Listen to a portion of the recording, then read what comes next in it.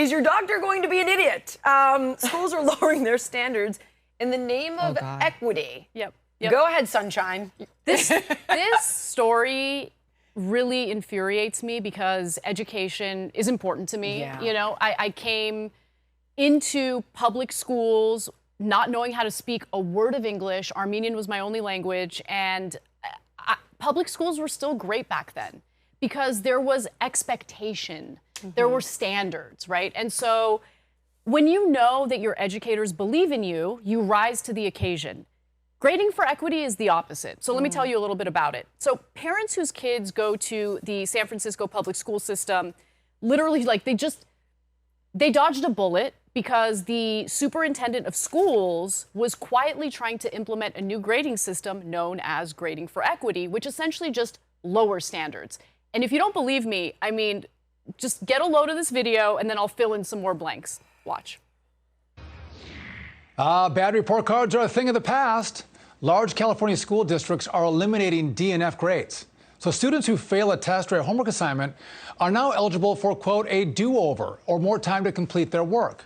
One advocate, Patricia Russell, saying, quote, we're talking about people who are very young and labeling them as such at such an early age as less than or more than can have significant psychological repercussions. Some things in life aren't zero-sum games, but learning should not be.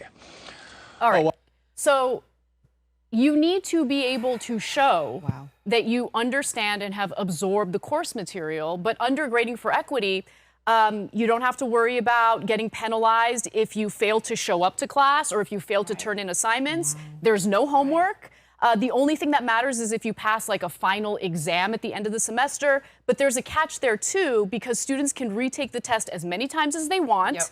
And all they need to do is score 21% to get a passing grade. 21% is considered a D under this system, when in reality, 21% obviously is a fail. And so there was so much backlash toward the superintendent that San Francisco Public Schools dropped the idea. Who knows if they're going to try to secretly implement it again in the future. But I want to talk about who came up with this grading system and the massive grift behind it, because this isn't about equity.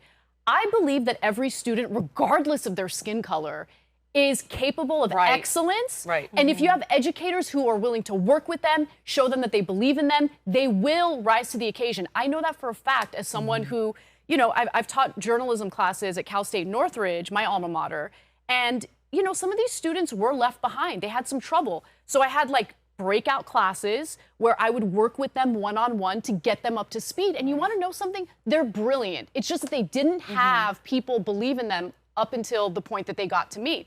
Now, let's talk about the guy behind this. His name's Joe Feldman, okay? So he is a former educator who now has an educational consulting company known as Crescendo Education Group. He charges up to $10,000 a day to coach the teachers on this grading system. He's been quoted as saying, this is so hilarious. It is a racket. He was interviewed by Real Clear Investigations, and he told them, you know, sometimes I'll charge like a couple $100,000 for the school year in order to train these teachers, but it's not like I'm making bank. It's not like I'm buying a boat. It's just, it's ridiculous. Okay, it's a racket, and get a load of this.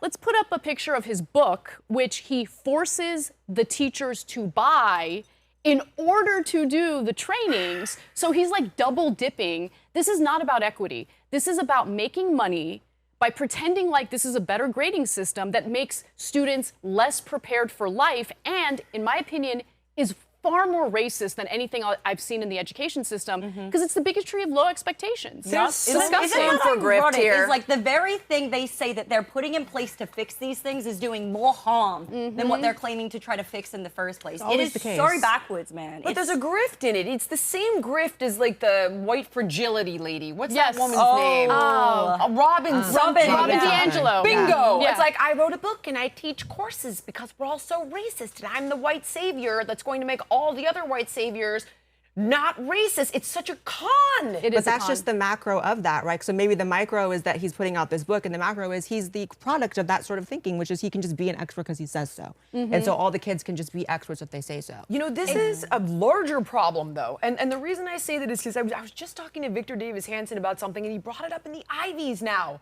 and he was talking about how they've done away with SAT scores. They're optional now because they're not fair. And if you don't think my kids know this, my daughter's going into 10th grade, and I'm like, we better start on that SAT. She's like, we don't need to start on the SAT. Did you see the viral clip of that African-American woman who got into Harvard and said, I chose not to submit my test scores because they were too low to fit in the range. She said that. She very proudly, very unironically as well.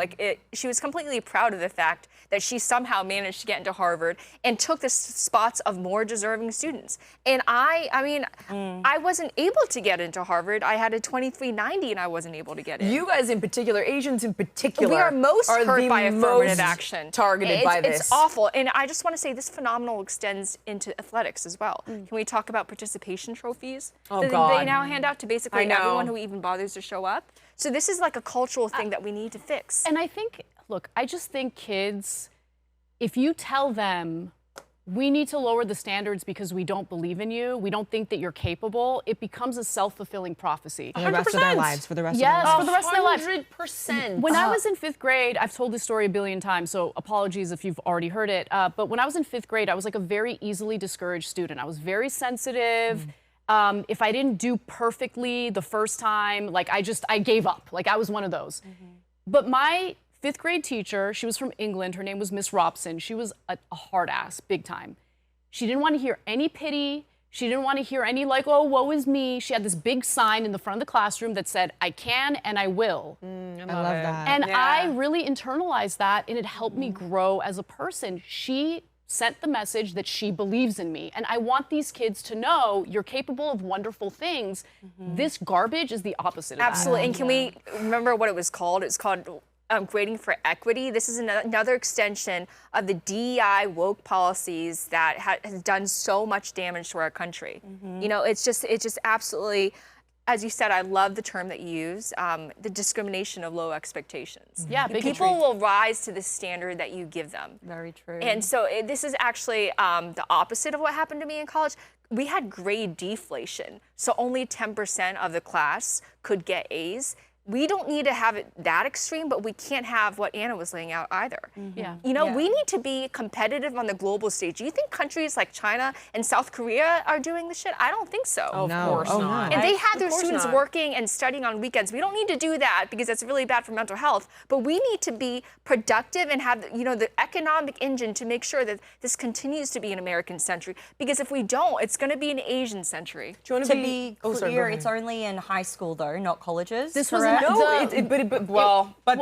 It's being implemented across the country at different grade levels and even at some colleges and universities. Well, that's crazy. What they were going to try to do in San Francisco before the backlash was implement this in the high schools of the public school system. And that's where it starts, by the way, because queer theory, critical race theory, all of that was first in colleges, and then suddenly your 5th graders are having books about it, and then suddenly your 2nd graders are. So it funnels backwards as well. And I think people are just really demoralized in general right now. Like, I think everyone's attitude of that, like, yes, I can, so I will, that's really not where people are at. And I think that's also why young people right now are the most radicalized I've ever seen them. I mean, half of them are for Hitler now, which is a whole discussion, but like that's not, there's a lot of reasons for that, but like one of the biggest is just like, where do young people see their futures? Because we started the whole episode today talking about how there's gonna be no jobs because of AI and how the government is spying on you, so what does it matter anyways? And I'm not blaming us for having a negative conversation, it was a truthful one, but at the same time, you know, we just have a very hopeless culture right now, and there's not a lot instilling hope right now. Yeah, but look at all the things that we discussed in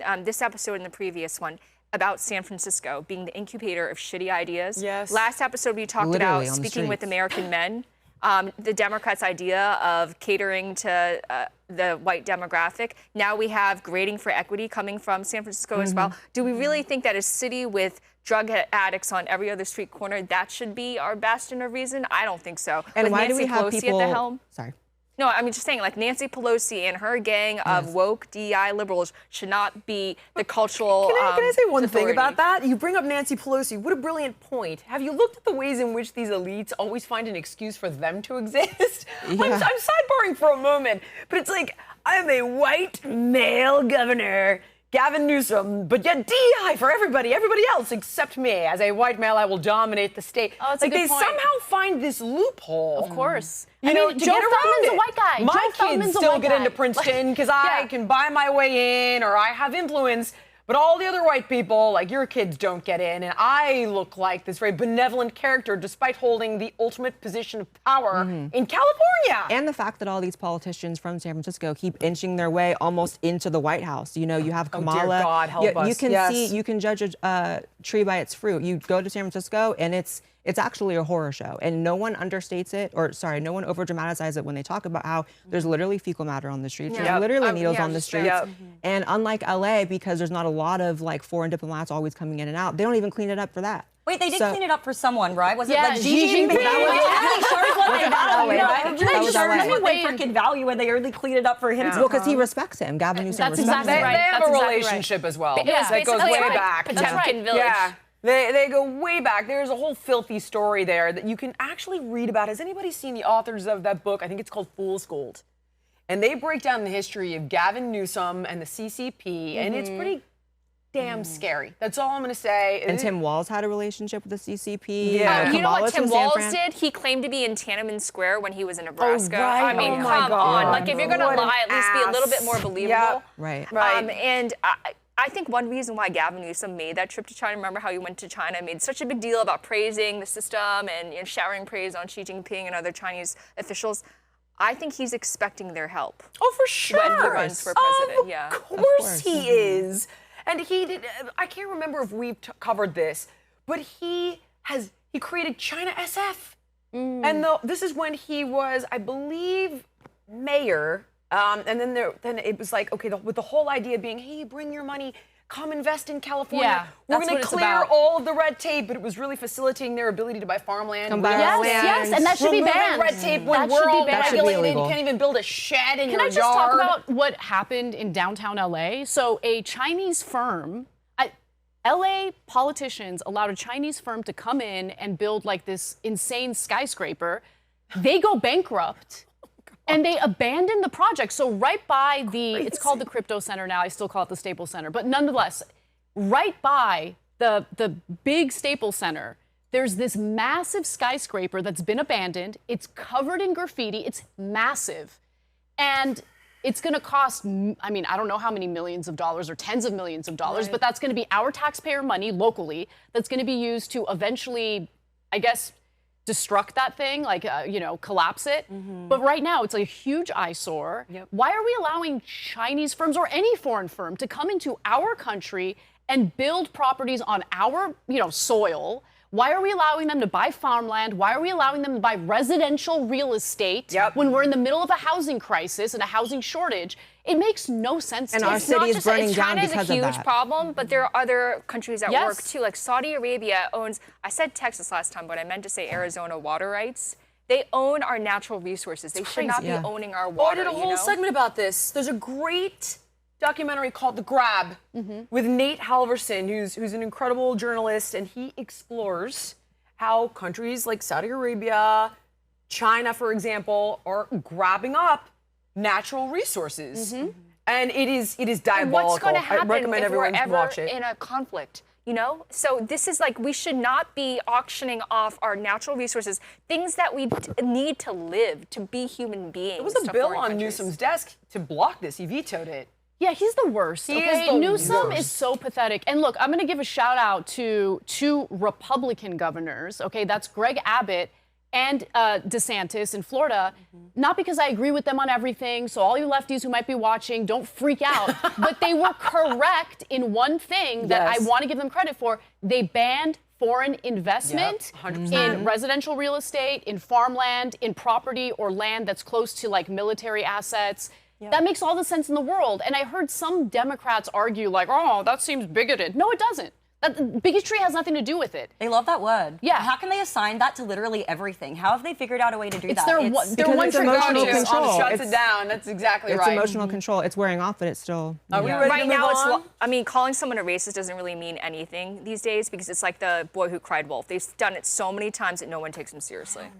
I'm not so sure it's that benign, Lindy. I want to believe you, but it's like, I have watched it continue to take people down and there's consequences to it. Like, look at whether you like him or not, no matter how this Musk-Trump thing plays out, he's a Nazi, he's a racist, and they are setting his friggin' Tesla dealerships on fire. But now they're trying to peel off their car stickers because they love Elon for fighting Trump. Like, these people are so flimsy. Yeah. Are they flip-flopping that hard? That's scary. Yeah, already. Yeah. That's scary. All right. And because he has dangled the possibility of funding Democrats in the midterms. That's all they need. These Democrats don't actually believe anything. They just want to destroy Trump. Elon's Trump for them scary. is the ultimate He's an interesting character, Blair. I'm in agreement with you. Thank you so much for watching Her Take. If you like the show, can you help us out by subscribing to the channel, clicking the notification button, sharing, commenting, joining the conversation? It helps us out a ton with the algorithm. We appreciate you.